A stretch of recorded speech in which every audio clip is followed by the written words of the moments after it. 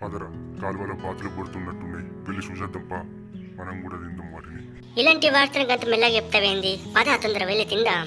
ఇలా వెట్లేసైన వాటిని అంతుకొని బరకాలే.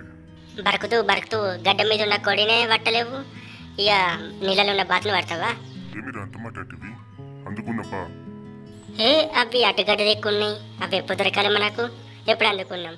మనం వాటిని చూసి చూడనట్లు ఉండాలి, అప్పుడే అవి వస్తాయి మన దిక్కు, ఈ ఒడ్డుకు. అవి టచ్చాంట్లో నేను కాసేపు బొడతాను ఇక్కడ. నీవు బాగా ఆకలి పడేతుంది. ఏమన్నా కానీ ఇలా బాతులు ఎట్లా వేసాను పట్టాలి అయ్యాల. గాలిలో ఊగిసలాడే దీపంలా, ఊగిసలాడే నీ కన్న కలాయేలా. ఏం పాట అది అలా పాడుతున్నావు? బొరుకుంటా. సుడి గాలిలో పడి పడి లేచే పడవల్లే కదులాడుతున్నా. బాగా ఆకలి అవుతుంది, అవి దొరకటట్లు నేను పోతాను బాయ్. వీడు నన్ను ఇక్కడనే ఇడిచిపెట్టి వేయండు. ఎలాగైనా నేను ఒక్కనే ఈ బాధలను అందుకోవాలి. వీటి సంగతి అందుకుని మంచిగా బరుక్కొని తింటా. నాకు ఇవి చాలా అంటే చాలా ఇష్టం.